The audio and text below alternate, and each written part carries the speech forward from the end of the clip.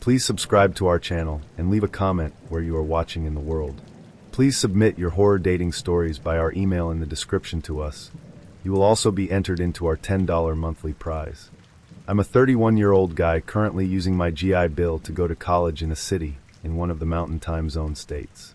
I'm so busy with school and work, so I don't have time to go out and socialize often, so I have to rely a lot on the apps to go on dates. I matched with this really cute girl around my age. We had a good convo, and then we scheduled a date. It was at a bar restaurant not far for either of us to drive, so it was easy. She was very pretty in person, and we got along great. During our conversation, I found out that she worked in a non-cop role at the police station, like a receptionist essentially.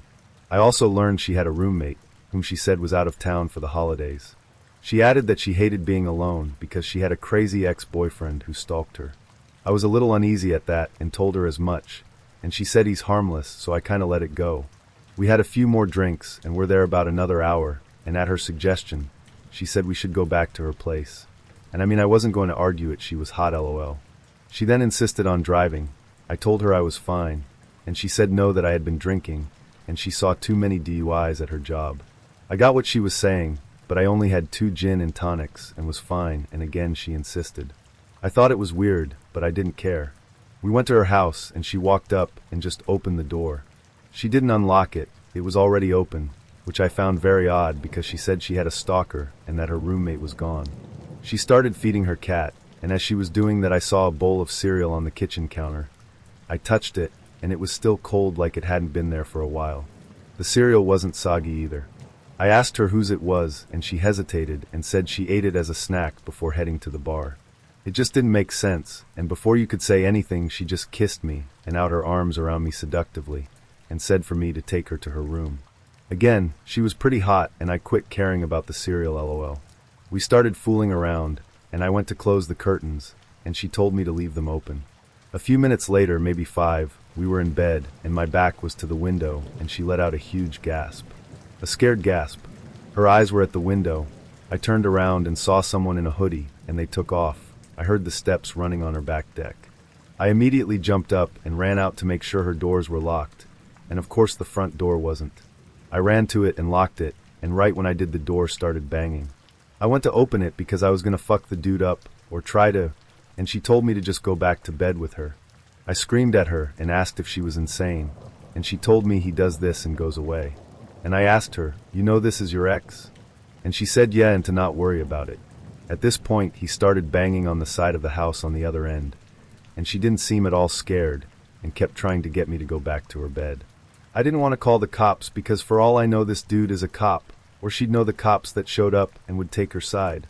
I also couldn't just leave because my car was at the bar, and I was terrified. At this point I started calling her out for the door not being locked.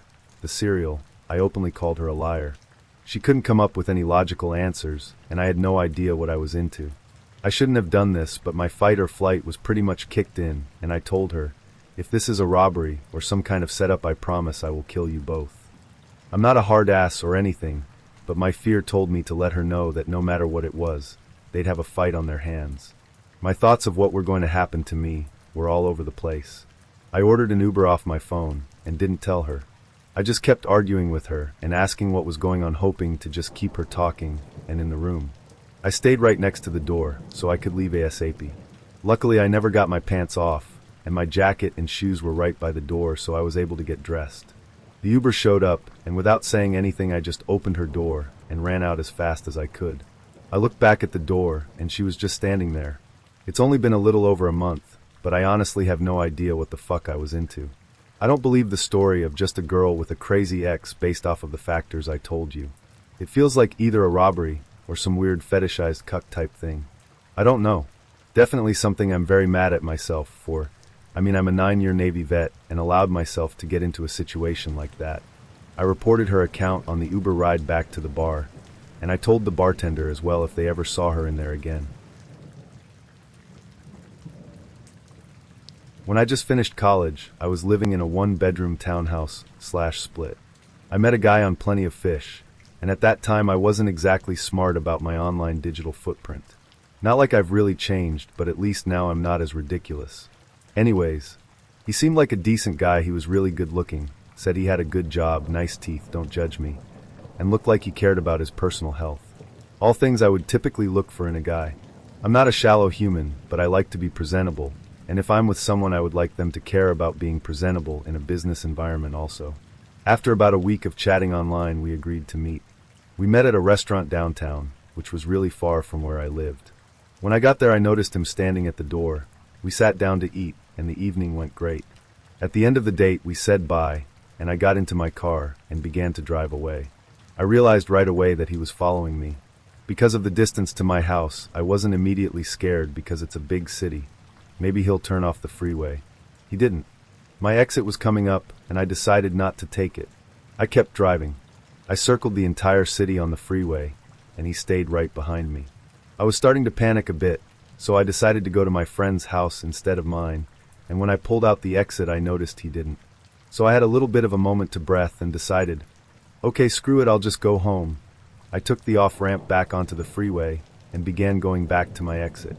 I got home and showered and was getting ready for bed, and I started feeling dumb because, was that really him?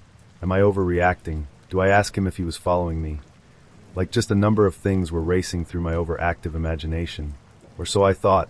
I decided I was going to message him and just say, had a good time, good night. And when I started typing, all of a sudden a message came through to my phone of a picture of my car outside my house. I nearly died.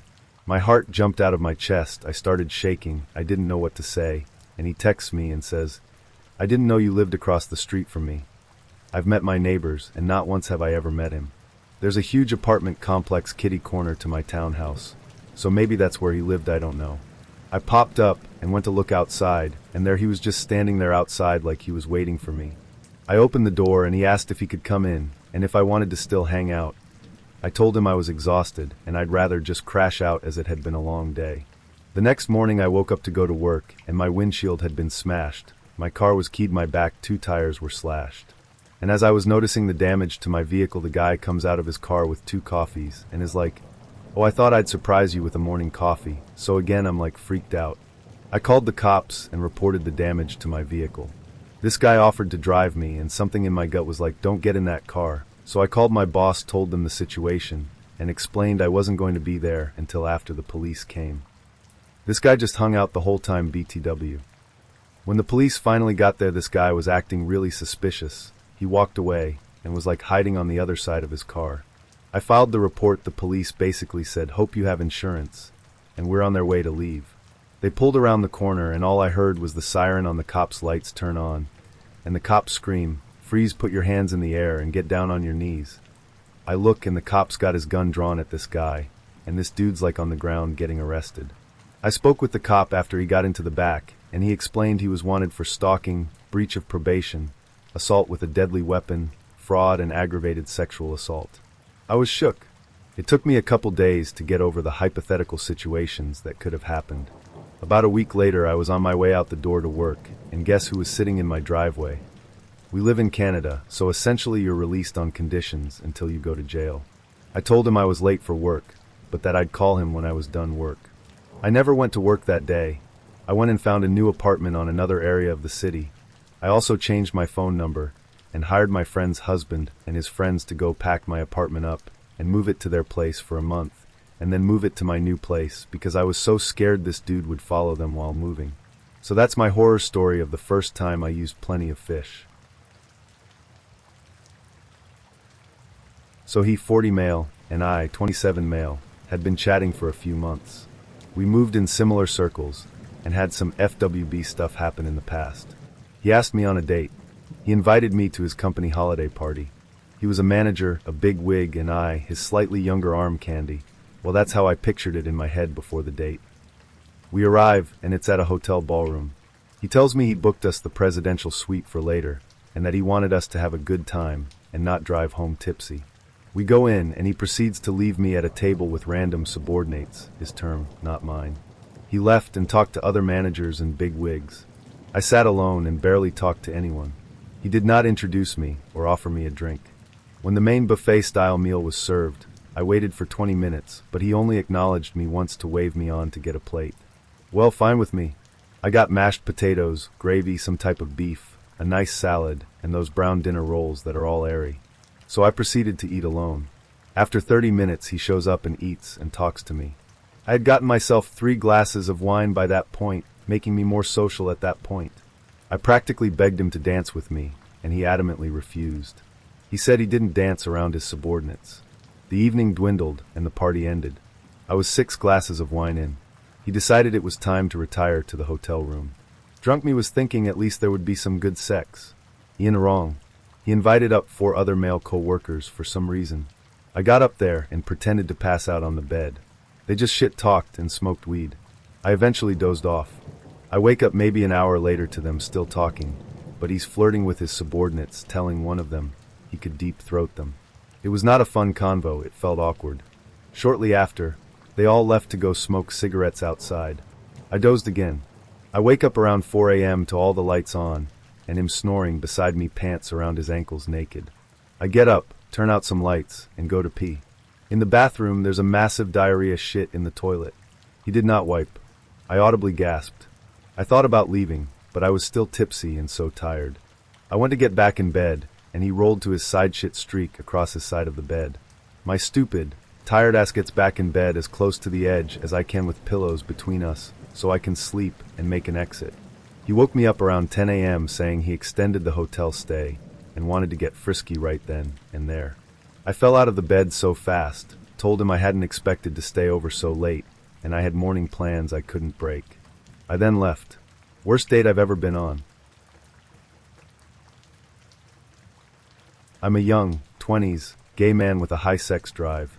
As such, I frequent Grindr, Scruff, etc. looking for opportunities to have sex. I have a thing for older men too. I don't really care how old as long as they don't look like my grandpa. I live in a big city, but even so, Grindr and Scruff can be pretty dry some days. A lot of the guys I'm into aren't attracted to me cause I'm a lot younger. I'm also not white or muscly, so I don't get an abundance of attention on those apps in general. On those dry days, the wise thing to do would be to nut quietly by myself and go to sleep peacefully. But like any other 20-something man, sometimes my second head takes over and decides that sex tonight is a life necessity. I don't always meet someone in public first, but I'm pretty good at hooking up safe.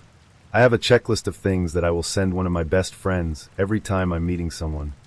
Screenshot of the online profile, all face pictures they gave me, a first name, their phone number if I have it, social media profiles if I have them where we're meeting. I'll text them regular updates when I'm on the way over, when I've made it over, and whether or not the guy is the guy in the pictures. If we ever move locations, I text them an exact address /app/room number immediately, or turn my location sharing on. Once it looks like the dirty is about to start, I'll let them know a time by which I'll text that I'm safe. And my friends are pretty awesome, so they look out for me. One thing to note, if a guy offers me a drink while I'm with them, I make sure it's in a sealed can or bottle, or they let me watch while they pour. Most people are actually very conscious and deliberate about this nowadays. It's nice. A couple months ago, I figured I'd start proactively casting a wider net for those nights that the apps are dry. I joined this site online specifically catered to the gay older/younger crowd, very early internet days/retro in terms of UI. Eventually I get a message from this guy. He sends me a kind of low residential picture of him in oversized glasses and a sweater/button-down combo.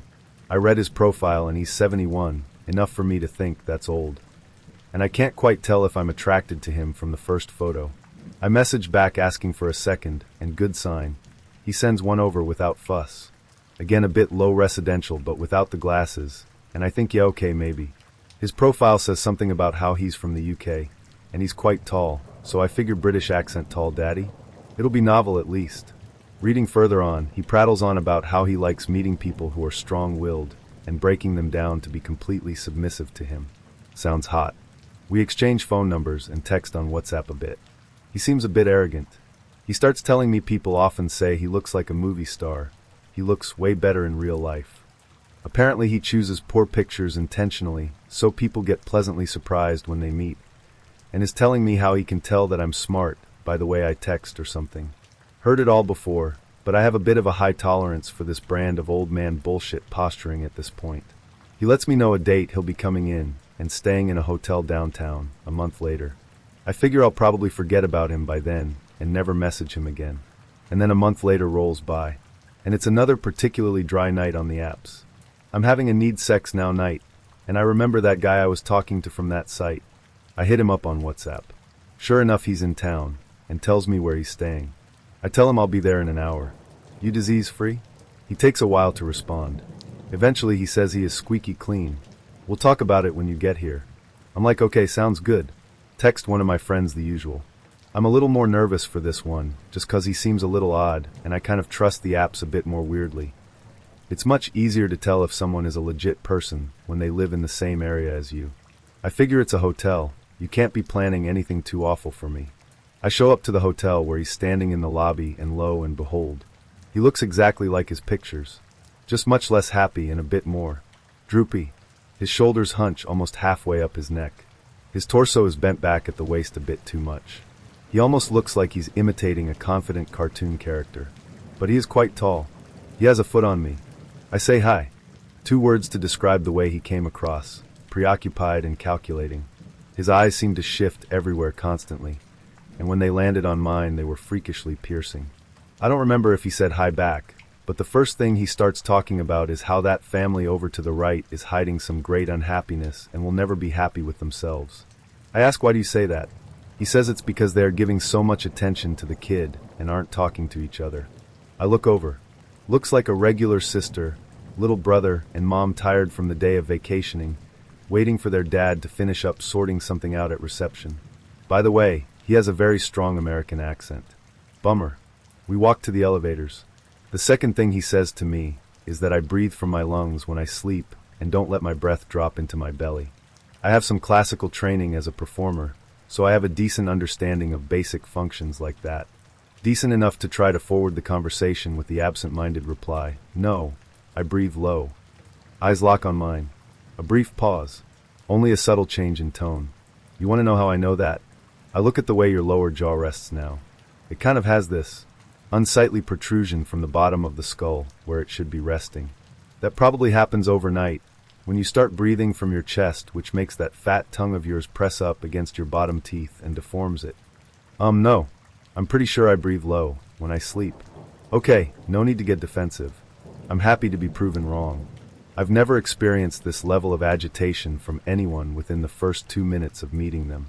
I have been in emotionally manipulative relationships before, so the feeling was familiar, and weirdly intense for a first meeting. My brain kind of goes on autopilot polite hookup mode, and I figure maybe it'll be okay once we stop talking. He continues posturing as we ride up the elevator. He loves psychology and predicting how humans act apparently. We get off on his floor and approach his room. I quickly fire off the suite number plus, he's a little odd, in a text to my friend. As he taps his keycard, he glances at me over his shoulder. You don't need to text someone my room number, you know. Okay, well I just did. I'm a very trustworthy person. You have to trust me. Okay, I just do that with everyone I meet. The room is fairly normal, nothing too weird. His stuff is piled in a corner a bit haphazardly. Bed is made, lights are all on, normal hotel room. I see an open wine bottle on the desk. A glass of Coke and a glass of white wine are pre-poured. I take off my jacket and sit on the edge of the bed. He sits on the desk chair, starts quizzing me. Do you do this a lot? You asked if I was disease-free. What are you expecting to happen here? Because I am a squeaky clean guy, I don't have sex with people unless I am in a relationship with them. The reason I ask is people who do this a lot tend to be quite dirty and slutty, and eventually it catches up to them. Listen, I can tell you're a smart guy. I can tell you're a strong-willed person. What I really like is when a strong-willed person like you becomes completely submissive to me. I like breaking them. At this point I realize he's not going to stop talking, and feel like it might be a good idea to leave before having my pants down around him. But I feel frozen, on the verge of tears even. He is making me feel small, like a child. I see him smile a little. He likes it. I am sufficiently creeped out. Look, I don't really think we're a match here, so I'm gonna go. Okay, you're feeling unsafe. No, I'm not. I just don't think we're on the same page. Let me know what I can do to make you feel safe. How about you have a drink? No thanks. Diet Coke or wine? I look at the pre-poured drinks on the desk. I get a gut feeling that I should not drink them. I stand up. No, I'm really fine, thank you. I quickly get my jacket on and jump into a polite, nice to meet you, take care, bye. On my way out the door, he give me wrong directions to get down to the subway from the hotel. Tells me smart people take that route, stupid people take the long way. I say thanks and leave. I text my friend, holy fuck I'm safe. And I take my normal-ass subway route home. Thank you very much. I pledge to stop letting my dick think for me. Young Harrison Ford, let's not meet again. I wanted to clarify that this has not been my normal experience at all on dating apps. I've met up with at least 100 partners by this point, and this was the worst experience by far. This isn't representative of what it's like if you use dating apps carefully and use your head. That being said, I've been dealing with mental health stuff and have grown a lot as a person since this experience. I feel like I am a lot more confident now, and I would never get this deep into this kind of situation again. Young gays/trans/NBS. Stay safe, y'all. Know your worth. Do not settle for bad dick. You are your own validation, not another person, no matter how horny you are. And yes, I really mean no matter how horny you are. All throughout high school there was a teacher who I had referred to as Creepy Creep. He deserved this name, and throughout this story I hope you can understand why. It all started in my freshman year. This teacher was an inclusion teacher, meaning he was in charge of taking care of the special needs kids that were allowed to be in the same classes as everyone else. Creepy Creep always seemed alone, and I always felt bad for him, so one day I complimented him on his haircut. I always regretted doing this because ever since, he was always in the same place as me. Later in my freshman year, I had broken my toe at a haunted house. After I came to school for the first time after I broke it, he stopped me in the hall to tell me I should avoid haunted houses. I just laughed it off, but later it hit me that it was really odd that he knew how I broke my toe because I hadn't actually told anyone at school. The next school year, he would always sit with me at my lunch table until my friends showed up. That same year he was running up the stairs and accidentally tripped, which I just happened to see. He seemed fine until he noticed I was one of the students who saw. He started crying, and later that day, he sat with me at lunch apologizing that he never wanted to embarrass himself like that in front of me. My junior year, he gave me this huge hug on the first day telling me how much he missed me over the summer. This year he would always sit with me at lunch even after my friends would show up. He said my friends weren't true friends if they had a problem with us sitting together. One day at lunch, I was talking about how I was leaving early for a dentist appointment. He asked what time I was leaving, and I said right after lunch. Then a few minutes later he left, which I was honestly so grateful for. Once I got to my car to leave, it wouldn't start. Creepy Creep just happened to be out there though, and offered to give me a ride home. I told him it was fine because my stepdad was on his way to get me, and anyways he had to get back to school. Creepy Creep told me it wouldn't take any time for him to take me home since my house was just down the road. That's when I got really freaked out because he knew where I lived. Luckily my stepdad showed up just in time. Creepy Creep actually introduced himself to my stepdad, saying it was nice to finally meet the man who raised such a beautiful girl. My senior year I ended up going to a different school, and I got a new job as a delivery driver. About a week into the job there was a special note on the bottom of the delivery saying, "Bring to back door, and you can just walk in," which wasn't too odd to me because sometimes that's a common note on delivery for elderly people who can't make it to the door. So I made it to the delivery and went inside, but it was no other than Creepy Creep. When I walked in he went in for a kiss telling me how much he missed me. I was so terrified because not only was this my creepy stalking teacher, but he had also just kissed me. He told me how upset he was not to hear from me on our 2-year anniversary, but he said he understood because it's hard to keep in touch after being at different schools. He asked me to quit my job and just stay with him for the rest of the day, so we could celebrate our anniversary the proper way. Luckily my boss called yelling at me for taking so long on my delivery. So I told Creepy Creep that I had to go quit my job in person, so I wouldn't get in trouble for keeping the money from his delivery. Then I would come right back.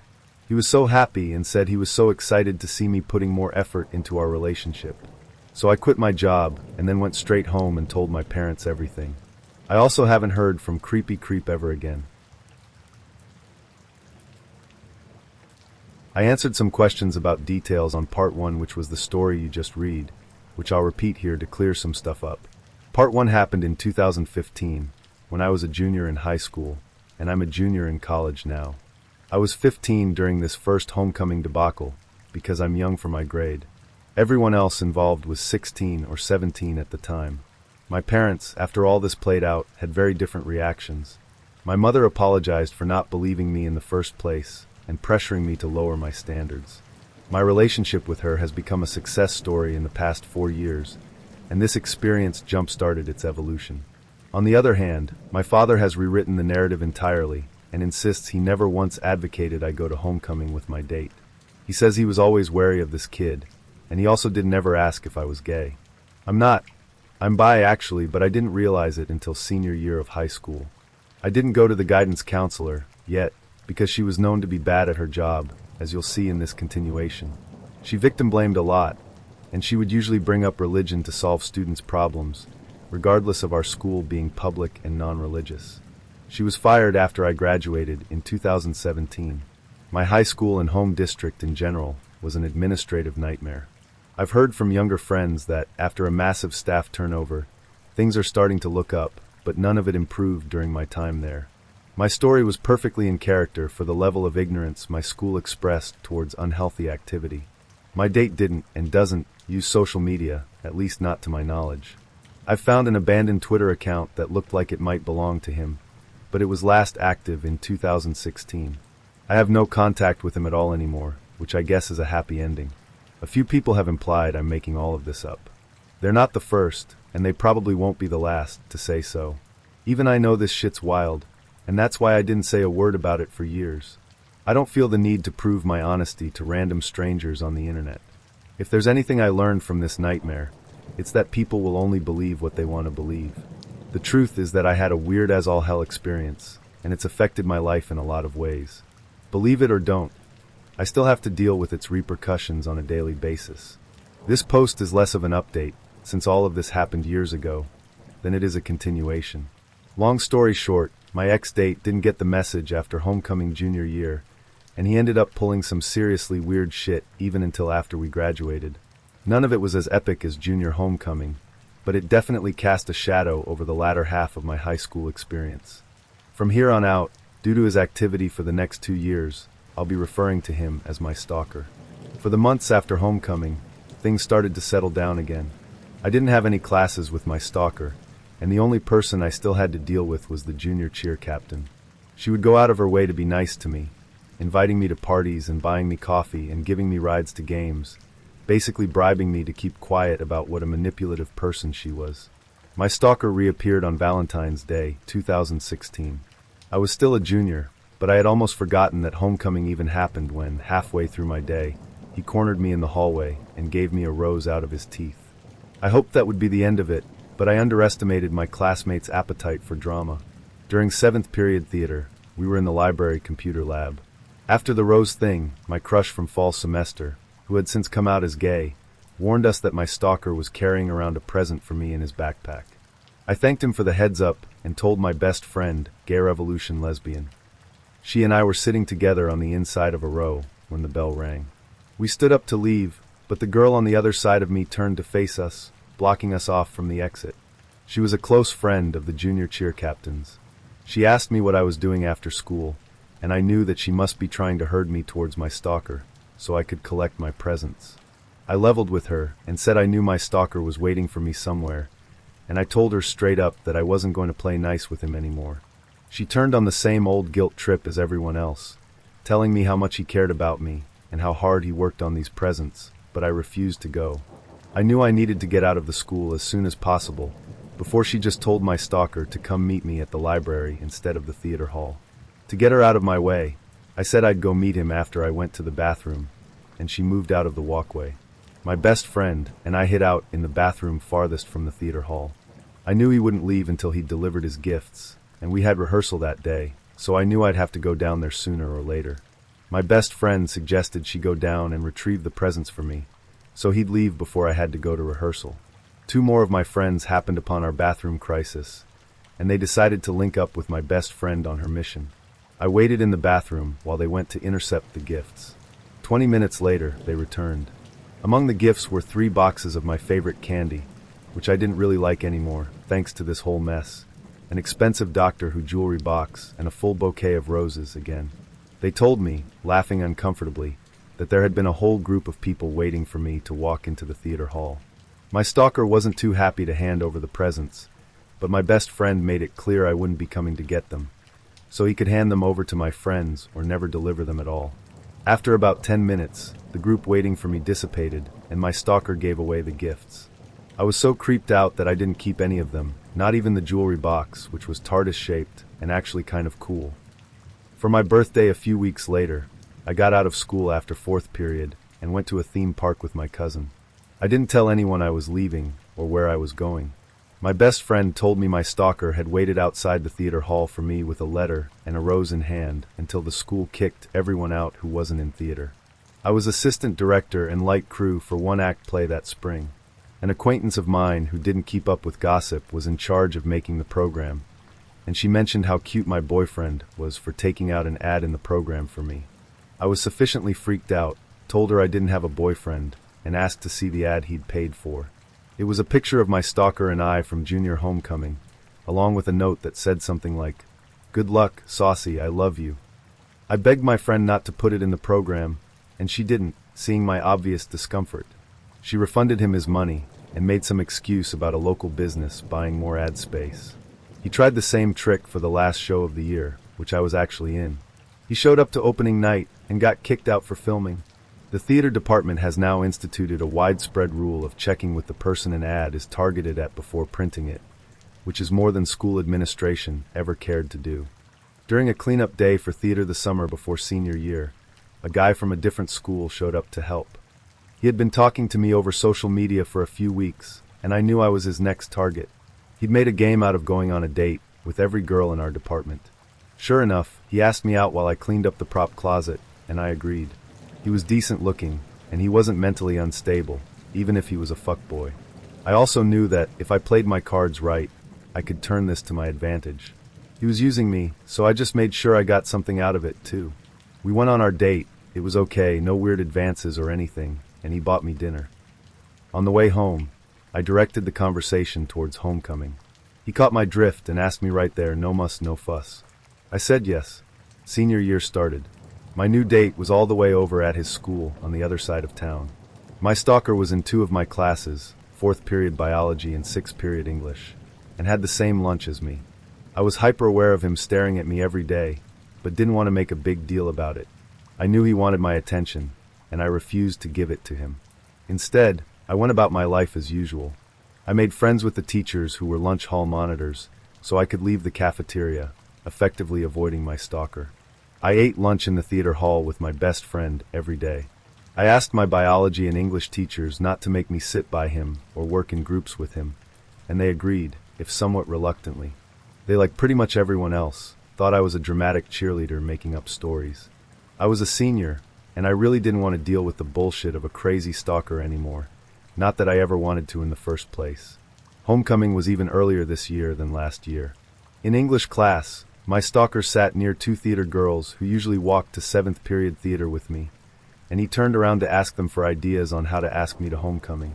They were in the camp of classmates who were amused by my stalker's antics, so they wanted to rile him up and watch the fireworks. They also knew about the fuckboy I was talking to, because theater kids are the worst gossips ever, and they gleefully told my stalker that I already had a date. He proceeded to attempt to bite his finger off in class, which went about as well as you might think. Obviously, he didn't succeed, but he did draw blood, and he terrified my 2 theater friends, who had incited his instability. He stared at me the whole time, and I sat on the other side of the room and ignored him. I didn't care what he did. I refused to give him my attention, and I wouldn't be intimidated by him anymore. After class, my 2 friends came up to me and told me the details of what had just happened. Together, the 3 of us approached the English teacher. She believed me fully this time.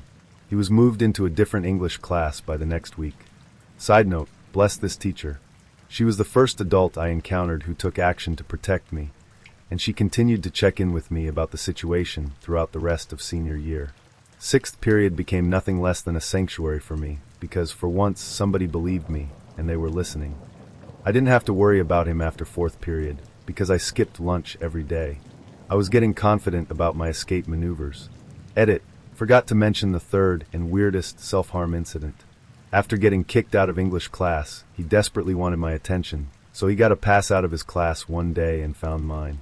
He walked to the trash can outside the door to my class, and I watched in horror and disgust as he pulled out a tooth and held his face over the trash can, spitting out blood. I know I said I wasn't giving him attention anymore, but the kid just ripped out a body part. I feel like I'm allowed to be terrified. Then my usual hall monitor was gone, and I got stuck in the cafeteria. I had been out of lunch for so long that I had forgotten my stalker was in the same one until I accidentally made eye contact with him, staring at me from across the room like some kind of grudge ghost. The second I saw him, he started speed walking across the room to my table. I ignored him, hoping he was just trying to psych me out, but it didn't work. He sat down in the seat next to mine. I was freaking out. I looked at the girl on the other side of me and begged her to get him out of here. She simply laughed at me. A year before, I would have kept quiet and dealt with my discomfort for fear of people hating me. But I was a year older and already contracting senioritis. So I stood up, grabbed my backpack, and stomped out of the lunchroom. The hall monitor stopped me, asking where I was going and if I had a pass. I said I was going to talk to the crisis counselor, and he let me go, probably because he didn't want to touch that with a 10-foot pole. I walked directly to the counselor's office, signed in, and found myself sitting in her office a few minutes later. I told her the whole story from the beginning. I had been to her office once before, and she'd shooed me away after saying I was being too dramatic. This time, she didn't. Instead, she spent the greater half of the hour I was there asking why I hadn't come to her when all this started. When I finally got her to address the actual problem, her first question reaffirmed my fears. She asked me, after I told her about the self-harm and threats and general creepery, what about him made me so opposed to dating him? I thought I was going to scream. I had a gut feeling that the truth wouldn't get me anywhere, and I needed action.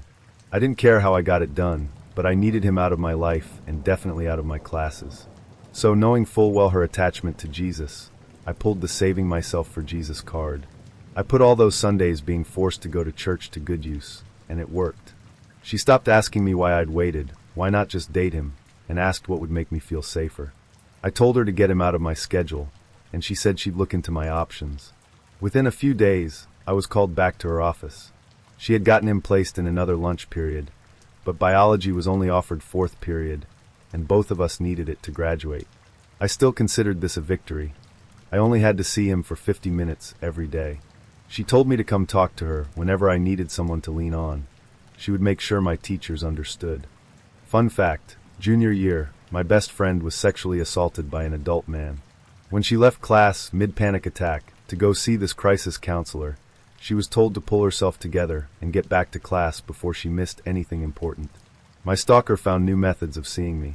My best friends didn't make the cast of Winter Musical, but I did. I didn't realize that I had been isolated until my stalker joined crew and regularly tried to intimidate me. He would drill holes in set pieces that didn't need work because I was sitting near them and he wanted to watch me flinch. He would steal the props I used and hide them in the shop, so I had to be near him to retrieve them. My new crush and I were co-dance captains, and she convinced her friend the set head to keep my stalker off stage at all times. After musical ended in spring, my new crush told me she'd heard my stalker was getting angry about me, playing hard to get. I was hanging out in the theater hall with a few crew kids, getting ready for one-act play, when one of them pointed at me shocked and went, "You're saucy?" He told me he'd seen pictures of my backyard. I was confused and weirded out, so he explained that my stalker had shown him pictures of my backyard and porch. I asked to see them, and he said he didn't have the pictures, he'd just been shown them by my stalker. I didn't really believe him, and he could tell, so he said, "You have a big bay window in your living room, a bunch of bikes on your back porch, and a big-ass rose bush." It was an accurate description. I don't know for sure how to explain that, but I've theorized that my stalker had, at some point, been in my backyard before we adopted our purebred Doberman. The Doga had freaked out in the middle of the night a few times, but we brushed it off. Now, I wasn't so sure. My bedroom was in the front of the house, so I tried to reassure myself by thinking he hadn't seen me changing or anything super scary, but it didn't really help. My best friend was disowned by her mother and stepdad, and within a weekend she was shipped off to live with her biological father. I told myself I could survive the next 4 months and graduate, and then I'd never see my stalker again. I persuaded my parents, as prom and graduation approached, that I only wanted one present, my best friend. They paid for her plane ticket both ways and flew her home to be my date to prom. I kept her a secret so I could surprise our other friends when she showed up at prom to dance with us.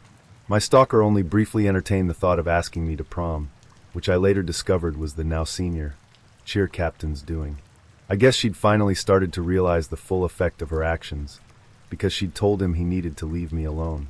I don't know what else she said, but he went eerily silent in the weeks leading up to prom. He still came to the last play of the year, but he didn't film me this time. He waited for me outside the auditorium afterwards, but I was with other people on our way to cast dinner, and he didn't try anything. At prom, my friends were elated when they saw my best friend had returned. We danced and talked shit and had a great time together. It was honestly one of the best moments of my life when they walked in and saw her. Of course, my stalker tried one last time to change my mind. My friends and I were sitting at one of the tables together, laughing and catching up, and I saw my best friend's expression turn into a glare when someone walked up behind me. I turned around to see my stalker, waiting behind my chair. I stood up, I was taller than him in my heels, and said as calmly as possible that he wasn't welcome here. I was also 17 and pissed off and feeling unstoppable, so I tacked on, "If you ever speak to me again, I'll rip your dick off." It was the last thing I ever said to him. My best friend flew away again, we all graduated, and everyone went our separate ways for college. I saw my stalker again at the first homecoming after I graduated high school, but he didn't talk to me. He just stared at me the whole game. Later, he showed up to my sister's fall play at our alma mater, and he asked a cast member where she was and if I was there. Lucky me, the cast member was one of my littles, and he told my stalker he needed to leave immediately. I guess this story has a happy ending. I got away in one piece, with no foreseeable appearance of my stalker in my future. To my dad, I do in fact like boys. I just like girls too. But for the sake of the subreddit and my happiness, homecoming date from hell, worst set crew member ever, and bringer of teeth roses and junior mints, let's not meet again. Up until junior year of high school, I flew mostly under the social radar and stuck to my status as a nerd girl. But when I was 15, I joined varsity cheer. My school's cheerleaders weren't popular by definition, but everyone kind of knew who we were because we were on the announcements, performed at pep rallies, and generally engaged with the students a lot. I made a lot of friends that year, and some of them happened to be the cool kids.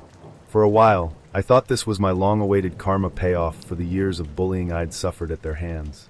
I even developed a crush on one of them, a crush which the junior cheer captain herself volunteered to help me pursue. Homecoming is a big deal where I'm from, and I began to fantasize about my crush asking me to go with him. I'd heard rumors he was planning a dramatic proposal, and as homecoming season approached, I became more and more sure I would be his date. The junior cheer captain, who was close with him, kept dropping hints that I was right. One day at practice, she asked me what my favorite candy was, and I knew it would be so my crush would know what to give me. You can imagine my surprise when, after an exhausting theater rehearsal, I walked into the parking lot and was confronted by a guy I'd hardly spoken to asking me to be his date.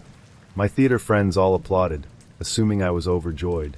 I saw both my parents in the parking lot recording the whole surprise. But most importantly, the cool kids I'd recently befriended were standing right there behind him, egging him on. I didn't understand why, because he wasn't popular at all. In fact, he was known to be kind of creepy. The junior cheer captain was laughing, encouraging him to give me the box of my favorite candy he was holding. She'd definitely orchestrated the whole thing. I didn't really know the guy, but I didn't want to humiliate him in front of the coolest kids in school, so I faked a smile and rolled with it. I promised myself I'd deny him later, in private, so he wouldn't be embarrassed. Afterwards, when my parents excitedly asked me how I felt about the ordeal, I explained how uncomfortable it made me. I said that I got strong, creepy vibes from the guy. That didn't fly with my parents. My mother accused me of having expectations too high, and my father demanded to know, not for the first time, if I was secretly a lesbian. I had never had a boyfriend or shown much interest in dating. To make his case stronger, I'd just become best friends with the only openly gay girl our school had ever seen. Long story short, I knew that if I shut down my date, I'd effectively declare war on my parents. However, I played my dad's protective instinct against him and persuaded him to let me friend-zone my date. After all, he knows how high school boys think, right? I texted my date that night and explained that I only saw us as friends, but would still be happy to go to homecoming with him. He was very polite about it, although I could tell he was interested in me romantically. It seemed we'd reached a deal until the next day at school, when one of my cheerleader friends referred to my date as my boyfriend. I corrected her and told her we're just going to homecoming as friends. She seemed confused and told me my date was telling anyone who could listen that I was his girlfriend. A few more of my friends approached me with similar comments, and I confronted my date about them. He denied all involvement and suggested it was just a rumor. I reminded him that we were just friends, and I had zero romantic interest in him. He said he understood. I got a call from the junior cheer captain. She pretended to be sweet and conspiratorial, but I was still annoyed that she'd led me to believe my crush would ask me to homecoming. She began her attempt to persuade me that I was wrong to friend-zone my date. She said that she'd spent many afternoons planning his proposal with him, and she knew he was kind of creepy from afar, but he was sweet and caring underneath all that. I said, if he was such a catch, she should date him. Annoyed, she dropped the sweet act. She told me that I had to date him, because he liked me so much, and he'd gone to so much trouble to ask me to homecoming. I had to give him a chance, because he'd gone out on a limb for me. I told her she was wrong, and I didn't have to do anything I didn't want to do, and I owed him nothing. I ended up hanging up on her soon after that, but that was just the beginning. Starting the next Monday, he would corner me in the hallway and give me a rose he held in his teeth. He usually did so between my 6th and 7th periods, when my path through the hall crossed his. I was deeply uncomfortable with this and told him so, but he wouldn't stop. I took different routes to escape him, but the junior cheer captain and her posse made a point of tracking me down so he could find me elsewhere. Every time he did this, everyone in the area would treat it as a sweet romantic gesture, despite my obvious discomfort. Wouldn't any girl be lucky to have a boy so devoted to her that he gave her a rose every day? He was still telling everyone I was his girlfriend. The final straw for me was when he walked into a class he wasn't in to find me and give me my daily rose. My teacher, who was friends with the junior cheer captain, let this happen. For weeks afterwards, she would ask me about my date every day. When he came in, I told him to get out and leave me alone. His feelings were clearly hurt, and he left looking like a kicked puppy. My classmates started calling me a cold, hard bitch. It didn't matter what I had to say about him. I was an ice queen, refusing this sweet boy's advances. Everyone in the school had decided that I was in love with him, and nobody cared what I had to say about it. My crush, who was part of the popular group, joined the junior cheer captain in pressuring me into returning my date's feelings. At every event where the cheerleaders were present, my date would push his way to the front of the crowd. He would go to great lengths to get my attention. At football games, he would wave a flag in the student section so I'd look at him when we were cheering. The other girls would make comments on how endearing he was when he waited in the parking lot by our bus back to the school, just to hug me and tell me how great I did. I didn't know what else to do other than let this happen. I had only recently ascended to a position of visibility. If I conflicted too hard with the cool kids, who were so dead set on setting me up with this guy, I could be an outsider all over again. I hoped that if I just kept ranting to my real friends about how creepy he was and publicly let him do what he wanted, it would all blow over. My school had a 15-second attention span, so some scandal had to one-up me sooner or later. The truth emerged, as usual, in the locker room. It turns out the junior cheer captain had been telling him, during their afternoons together, that I was into him. He'd come to her for help announcing his crush on me, and she'd gone a step further and convinced him I felt the same, despite the fact that I didn't even know his name. She'd lied to him for weeks prior to the homecoming proposal, and when I told her that was wrong, she didn't care. She told me I should be grateful, because everybody was starting to think that I was gay. My best friend, the lesbian who was starting a gay revolution, and I, inspired, spread a rumor that we were dating. After all, everybody already thought I was gay, right? But my date wasn't fazed. In fact, he told everyone that he'd just turned me straight again. EW. 3 weeks after he asked me, it was finally homecoming night. Thanks to cheer obligations and a complete coincidence involving a switched backpack that left me without my dress, I ended up only attending the dance for half an hour. My date awkwardly stood on the side of the room while I danced my heart out to Mr. Brightside. I almost felt bad for him when, right at the end, the junior cheer captain appeared like a summoned demon to suggest we slow dance at the next opportunity. Thank God I escaped that one by walking to the DJ and suggesting he play Footloose. My date walked me out to the parking lot to wait for my mom to pick me up. While we waited for her to drive around, which took entirely too long because she still hoped I'd stop making a fuss and date him, he asked me out. I politely declined. He quickly stammered that we could go with a group of people, like the junior cheer captain and my crush. I denied him again and made it clear we were only friends, and I wasn't interested in romantic endeavors because I was too busy. That was actually true. I was in all advanced classes, varsity theater and cheer, and worked part-time. A few days later, a teacher eloped to Vegas, and nobody cared about my love life anymore. My date and I were distanced again by classes and activities and work. It appeared that everything was going back to normal. That Friday at the football game, my crush asked me to sit on his shoulders for the alma mater, kind of a romantic thing at my school. Overjoyed, I accepted, and I hoped this was the beginning of a new chapter for me. I ignored the frantically waving flag in the stands. Monday, my date stood on a chair in his second period class and announced that everyone should be wary of my crush because he would steal your girl. I heard everyone buzzing about it a few hours later when someone called me a bitch, again, for breaking my date's heart. I knew I was being dramatic, but I decided not to go to lunch that day, terrified of running into him. I'm so glad I didn't. Later, I saw on Snapchat that my date had carved my name into his arm with a pair of scissors. His bleeding arm was screenshotted and sent to me by half a dozen people, most of them demanding why I'd hurt him like this. He did it in the middle of lunch in a crowded cafeteria, and somehow no administration noticed or cared. The school was buzzing. My date was a broken-hearted victim, and I was the evil, secretly gay bitch who wouldn't give him a chance. I got so many dirty looks. By fifth period, I was ready to just walk out, but my good girl instincts kicked in, and I decided to tough it out for 2 more hours. Around that time, I got a panicked text from one of my cheer friends. While she'd initially been insistent that I date the creepy guy, she'd apparently changed her mind after the lunch incident earlier. She told me that my date, who was in her 5th period class, was going off the rails.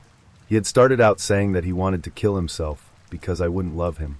This had escalated to saying he'd kill my crush for lying to me and stealing me away. Finally, he'd started talking about how he knew where I lived. My parents had given him my address when he initially wanted to ask me to the dance at my house, and he would make me pay for wronging him. I knew that, after 6th period, our paths through the hall would cross. Since the beginning of this ordeal, the school had cracked down on students getting outside, and my alternate route to escape him was no longer an option. My class was at the far end of the hall with nowhere to go but into the central hub, and he would be coming from the other end of the hallway towards mine. I was stuck up a chimney, basically. Desperate, I texted the junior cheer captain to finish what she started and tell him that I was not and had never been interested in him. She'd made this mess, and I would make sure she had to clean it up. She said she'd go to the counselor, but she didn't know what else to do. This was way beyond her control now. For the first and only time, I skipped class. I hid out in the theater hall and waited for 7th period. I got a few texts during the passing period that my date was waiting for me by the bathrooms. There was a little alcove right there where you can't see people coming around the corner, and the thought of him hiding there and waiting for me to walk by alone horrified me. Right before 7th period began, a few of my classmates burst in, cackling, and proclaimed that my date was coming down here after school to kill my crush. They thought this was hilarious, but judging by the look on my crush's face, this wasn't a joke to him anymore. Our teacher brushed this off as typical theater drama, pun fully intended. I watched the clock and tried not to cry, knowing that by the time the bell rang my date would be outside, waiting for me and my crush to emerge. That day ended up being a work day, so my crush and I were able to escape the classroom and hide out elsewhere in the theater hall to get away from him. He opted for the black box theater, and I went for the lighting closet. Obviously, I didn't witness what happened, but my best friend filled me in afterwards. Allegedly, my date had turned up 3 minutes before the bell rang and stood outside the classroom where we couldn't see him when we opened the door. He told everyone standing around that he was ready to have a knife fight with my crush. We don't know if he actually had a knife or not, but the idea that he might was enough to terrify me. His arm was wrapped in paper towels that he was bleeding through. My best friend told him my crush and I were gone, but he didn't believe her. He stood outside for 25 minutes, until the administrators began walking through to make sure no one was in the school who shouldn't be. My date wasn't in theater, so he wasn't allowed to stick around. That night, I texted him that not only would I never date him, but could no longer even see a friendship between us. I sent him a number to a suicide hotline and told him to get help. Finally, I told him that he needed to learn what no meant, and I never wanted to speak to him again. He responded that he was sorry and asked if there was anything he could do to fix this. I told him no.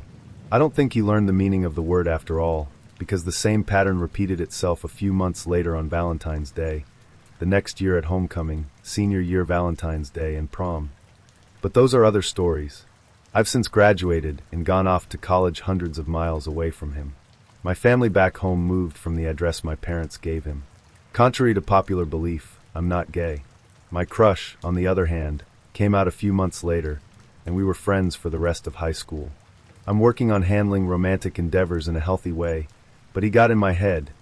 He was the first person to ever show interest in me. Ironically, the last time I saw him was my first, and only, homecoming game after graduating, but this time I had true friends to defend me when he predictably tried to pull some weird stuff with me. The worst part, looking back, was somehow being at fault for everything. To this day, people from my high school reference the whole ordeal as, "That time you wouldn't date that poor shy kid." I can't even appreciate red roses anymore.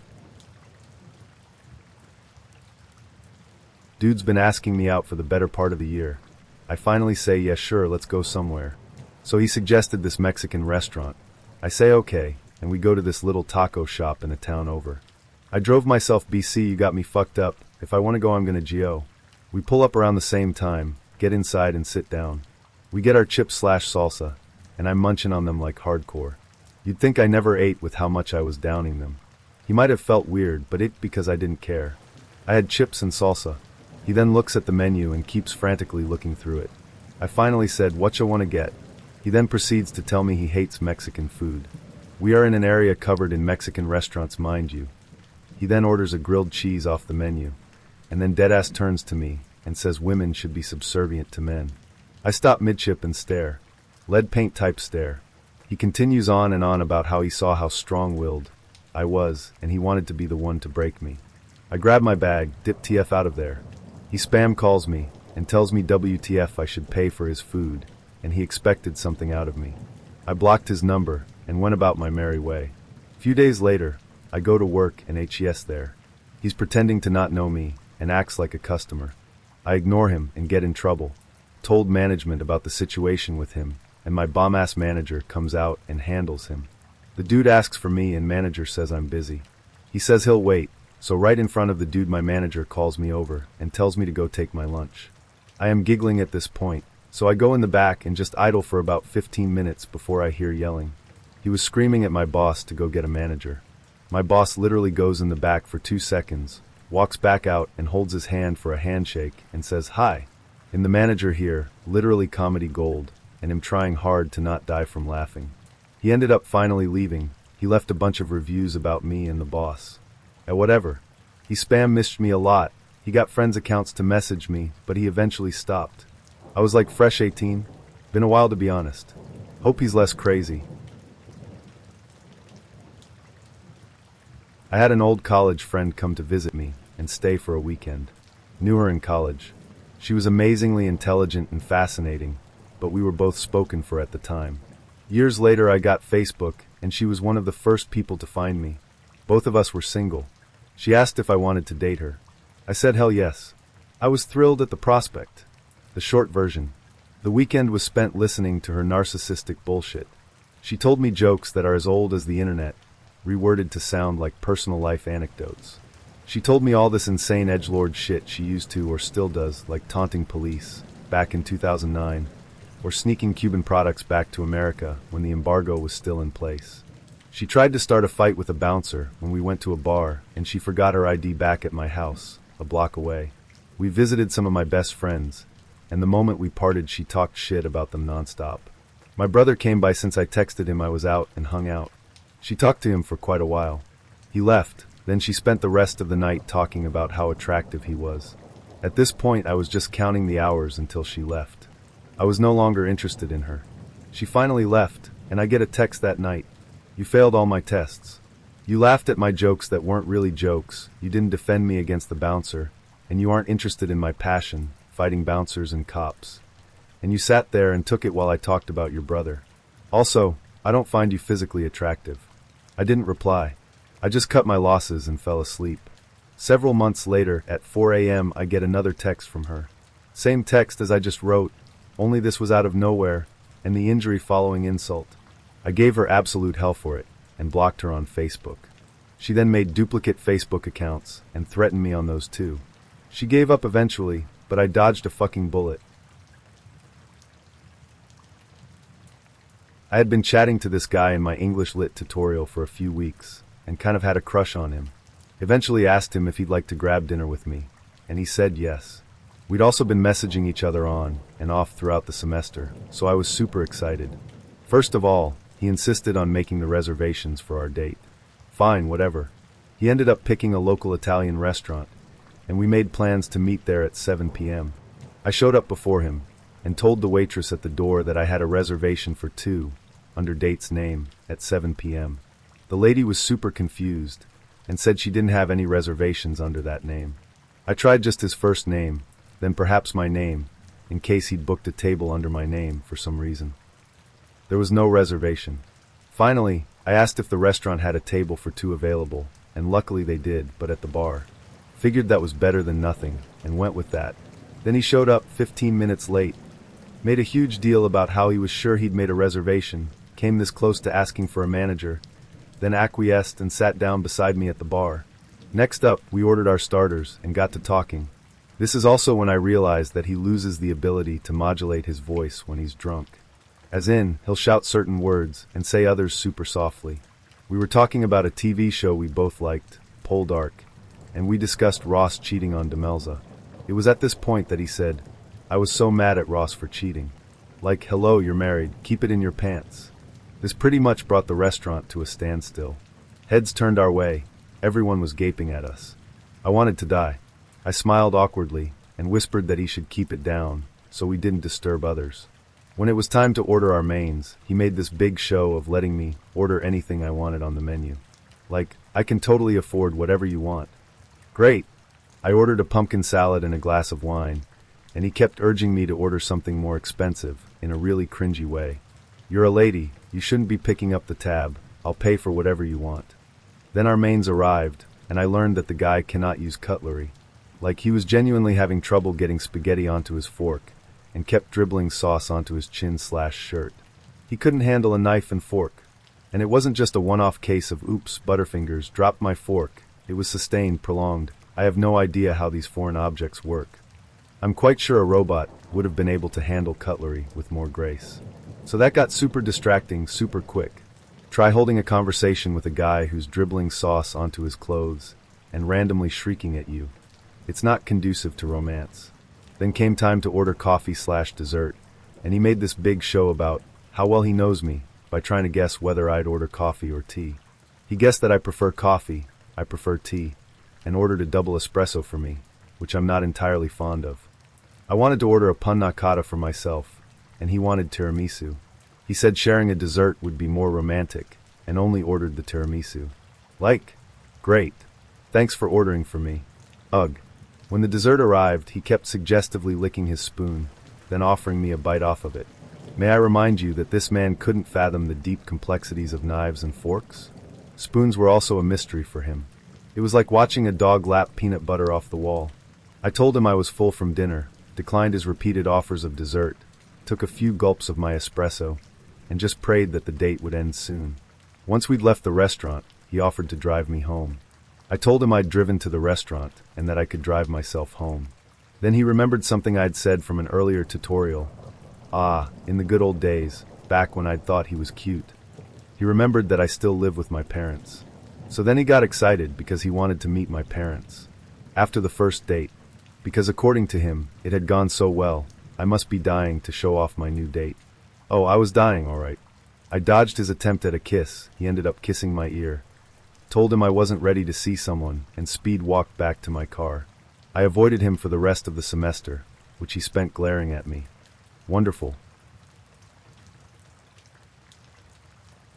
In college, I had a couple classes with this guy who was a little out there, but otherwise seemed nice. We'd gotten lunch a bunch of times as friends, so when he asked me out on a dinner date, I figured it wouldn't be awkward. Initially, I didn't want to go on this particular day because I had a 10-page paper due that week and needed to finish it that night, but he was insistent that 10 pages wasn't that long, and the date would be quick. So that afternoon I text him that I'm near where his car is parked, working on my paper in a cafe. He tells me that he's actually parked across town, so I get on a bus and meet him outside the lecture hall he was in. I expect us to go to his car, but he's like, "Oh, no, I was wrong, I parked in neighborhood I just left." At that point I was annoyed, but willing to let it go. We take the bus back to his car, but he insists that we have to take this particular bus that makes more stops as opposed to the express bus, because he isn't parked in his usual on-campus lot. Of course it's rush hour, so it takes 40 minutes to go maybe 2 miles. He makes us get off the bus at an unusual stop off campus because he insists that it's closer to his car, but as we're walking I realize that his car is in his usual campus lot, and we could have saved ourselves 20 minutes by staying on the bus. I was like, what the fuck? Why did you lie? His face goes totally blank, like devoid of all emotions in a way I'd never seen on him. He says he lied to spend more time with me, because he knew I had to work on my paper immediately after we got back from dinner. I tell him that I really can't afford to waste time today, and that's why I suggested we schedule for something next week. He replies that he didn't think I would notice. We drive to dinner, but at this point I've kind of shut down. He told me this place was right down the road, but it's actually an hour away upstate. We get there and it's packed, so we wait by the bar. He offers to buy me a drink to make up for the stress. I say no, then cave in when he keeps offering, and order a beer. He then vanishes for 30 minutes, so I have to sit alone in our booth and pay for said drink that I wouldn't have ordered if he didn't offer. He then reappears and we make small talk. He tells me how he has an essay due tomorrow that's 1,000 words, 5 pages, and complains that he's never had to write an essay before and how difficult he's finding it. At this point, I have a small stroke because this guy had the nerve to tell me that my 10 PG evolutionary genetics pager wasn't that bad, when he's apparently taken nothing but electives in the 3 years he's been enrolled. The service was so slow, and I was so annoyed that I took out my laptop and started working on my essay. He went on talking like nothing was wrong until our food arrived. He drives me back, and at this point it's midnight. I was hoping to be home by 7 p.m. I tell him to drop me off by the library, but he insists on walking me to my apartment, despite me telling him repeatedly that I'm going to the computer lab. He parks near my building instead and starts walking with me, stopping at the door like I'm going to let him into my building. I walk right past him, and when he asks where I'm going I tell him computer lab. When we reach the lab I turn to him and say, "Have a nice night," and he leans in to kiss me. I lean back and say, "Sorry, I'm not interested." He then fully leans over me and asks what he did wrong. Not angry or threatening, but he kept blocking me when I tried to walk away. Then finally, the door to the lab opens and my friend, also one of my genetics classmates, comes wandering out and casually stands there right next to us, just sort of loitering like, "Hey, what's up?" I finally step around my date, who's less bold now that there's a witness, and go inside. My friend then sat there next to me for the rest of the night as we worked on our papers and made fun of me. This was several years ago, before everyone had cell phones, and I didn't have one at the time. It would have made things tremendously easier. So this chick hits me up off a personal ad, and we seem to hit it off. She's a little older than I am, and the picture makes her look a little bigger than I normally go for. But whatever, she seems cool. It's kind of weird she wants to pick me up rather than meeting somewhere, but whatever, things happen. I should have stopped everything when a dingy old Honda Civic rolls up, and someone who's not a little older, but a lot older and a lot heavier than I expected gets out. But I don't, because I was young and stupid and don't want to offend her by doing the 180 back into my house when it's abundantly obvious that picture was really out of date. So I get into the car, which is full of trash, and we set out. She tells me she needs to swing by her place, and I say sure, whatever. Her place is in the projects, and I don't mean the kind of rundown but still nice part of town, I mean the actual housing projects. She invites me inside, and I figure it's better than sitting in the car waiting to get shot and robbed, so I join her inside, where I meet her boyfriend and kid, neither of whom she'd thought to mention before.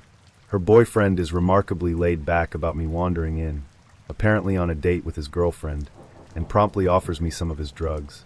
Now, I'm not against doing drugs, but I only do them when they come from sources I trust, and when I'm around people I trust, so I decline, mainly because even with my experience, I can't identify the mounds of colorful pills and other paraphernalia he's selecting from. Also for obvious reasons.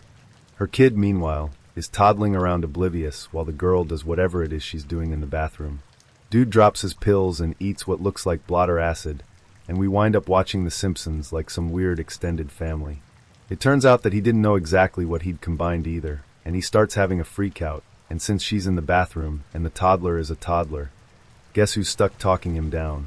especially because he's talking about God talking to him, and God's telling him things that aren't exactly making me any more comfortable in this incredibly awkward situation. But I've done this before. I have a lot of hedonist friends, and staying calm and talking someone through a surprisingly hallucinogenic experience is something I'm comfortable with.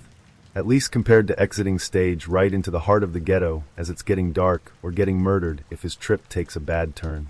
She comes out sometime later to find him naked on the floor. His clothes had gotten too hot, and were also gradually getting smaller and going to kill him. You see with his eyes shut while I calmly try to talk him through what were apparently some weapons-grade hallucinogenics, among other things. She doesn't seem surprised by this at all, as if the whole evening is perfectly normal, and it's common to find one's date walking one's boyfriend through a bad trip, and asks me if I'm ready to go. I ask if we should be concerned about leaving the guy there when he's got several hours to go and a kid around, but she shrugs and assures me everything will be fine, so we head to the car. She starts driving, and we're discussing where to go for dinner. I know a really nice restaurant, which she says is too fancy. I know a kind of nice restaurant, but she doesn't like their food. I know a quirky hole in the wall that's kinda gross but has fantastic food, but she doesn't want to go that way. She suggests Taco Bell. I make a noise that's somewhere between a okay and really, which she takes as agreement, and we go to Taco Bell. At this point, I'm just happy to not be in the projects, and so I make the best of it, ordering a couple tacos, and, being the gentleman, I pay when she orders what seems to be half the menu. My chance comes when she disappears into the bathroom. Without even thinking about it, I'm gone. I'm out the door and halfway down the block before I even realize what I'm doing. And I see in the distance, back at the Taco Bell, her burst out the door and look around, then start shouting for me to come back. And then I see her get in the car. But she's not going home. Oh no, she's starting to look for me. This particular Taco Bell was on a main drag that backed up to kind of a residential neighborhood, so I wind up hiding behind hedges and shrubs as she patrols the streets looking for me. This goes on for 2 or 3 hours, with me skulking in the bushes as she circles the block and drives up and down the streets. I've dodged cops that were less determined. I managed to work my way back to my building, only to find her waiting in her car out front. But she didn't know about the back entrance, so I snuck in that way and left all my lights off, and locked and barricaded the door because Jesus. The sight of someone strange lurking in the parking lot at that late hour prompts one of the neighbors to call the cops. She refuses to leave. She calls the cops a number of interesting profanities, judging by the screaming I hear from the parking lot, especially when they decided to take her in for disturbing the peace. And she took a swing at one of them, adding a resisting arrest charge to her collection. The next, and only, time I see her is in the newspaper the next day in the police blotter. I will try to keep this short as possible. I am taking serious as true and not as serious topic as this is obviously humorous, the black bean soup incident. I went to a small engineering college, and there were like 9 girls in my program, one of which was extremely hot and very cool. I was neither, but can be funny, and I use that to my advantage. Over the course of 6 months, I slowly woo her to the point where I am fairly confident that she will say yes upon asking her out. This was in the 90s, by the way, when you still had to manually ask girls out. A few more weeks go by, and I finally ask her out, and she accepts. I am completely smitten with this girl. I pick her up at her sorority house, which is an awkward deal if you have never done it before because a dozen girls answer the door to check you out. I take her to the best restaurant I can find/afford, and so far everything is going great. I order a bowl of the soup of the day and an entree. She orders something inconsequential to the story. As you can guess, the soup du jour is black bean soup. The waiter is this much more attractive than me, late 20s guy who is obviously scoping my date and subtly flirting with her. So my machismo is activated so much, so that when said waiter suggests I order the cup of soup versus the bowl as their bowls are very large, I take it as a shot across the bow of my fragile masculinity and insist that I can handle the bowl. The bowl is delivered and it's more of a tureen. You easily could have fed a family 4 with leftovers, but now my dumb ass has to not only finish it, but do so acting like it's normal to eat a gallon of soup, as I made a big deal of it. I eat the soup, and I am already Thanksgiving stuffed when they bring out my entree, which I obvious have to eat as well, or admit to handsome waiter and date that I'm an idiot with such a fragile ego that I can't take an obvious suggestion. Despite my obvious physical discomfort, my date cannot seem to tell that I am so uncomfortable that I may explode from either end at any instant. Furthermore, as I get up to use the bathroom, my date asks if we can stop by her sorority house on the way to our movie, so she can pick up a sweater for the cold theater. Despite the obvious, I say, no problem, and we get up to leave. As I am walking to the car, I get what feels like a knife to my belt line, followed by a gurgling noise as 8 pounds of shit are transferred from my intestines to my colon. I'm still not worried though, as we drive to her place, as it's like 5 minutes to the theater. We get to her sorority house, and she asks if I need to come inside for anything. I would like to think she wanted to fool around, but I think she has now picked up on my situation, probably from my profuse sweating and silence. No, I'm fine. And she heads inside to get her coat, and do God knows what else, cause she's in there for what feels like an hour. Then another sharp pain, another gurgle. I have now sweat, literally through my clothes, as I realize I have to shit, and I have to shit now. I get up and run to the front door, which isn't helping my situation any, as I desperately scramble to fling open the front door to the sorority house, locked of course. It's too late. I run around the side of the house, drop true, and proceed to shit my brains out, pressing my back hard against the side of the building in an attempt to keep from contaminating myself. I was not successful, though I immediately felt physically better. As I put myself back together, I realize, in sheer terror, that both my shoes and lower parts of my pants have been splattered. I start putting together a plan of action. Run to the car, run home, explain later, when as I am heading to my car I spot my date, sitting patiently in the passenger seat. Somehow on the spot I come up with, what I thought at the time, was a brilliant excuse, that I also have to stop by my house to change, as I stepped in dog shit while relieving myself on the side of her sorority house. She spared me from having to explain why I could not wait to use the bathroom at the theater. I assume she was distracted by the horrible odor in the car, but more likely she know the truth.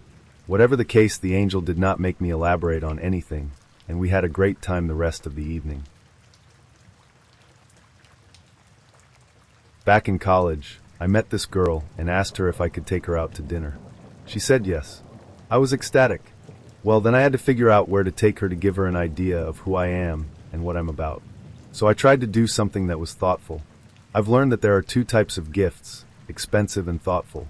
If you can't do expensive, which I couldn't, then you'd better go hard on the thoughtful. This was taking place in the US South, but she was a freshman from Pennsylvania. I started thinking about things that be new and interesting to her. The answer came to me in a flash. Bojangles. I would take her to Bojangles. It's cheap, it used to have fairly decent food, but most of all it's southern, and we'd be able to discuss regional differences in food and culture. Of course, it's also fast food. Really crappy fast food. The evening of the date arrived. I drove her to the place and talked all about fried chicken and the South and tea, and how it must be different from the North. We got there and ordered at the register, then moved down to pick up our tray of food. Fancy, huh? We waited, and waited. I tried to make some small talk. You know, the small talk you make when something could interrupt your conversation at any moment.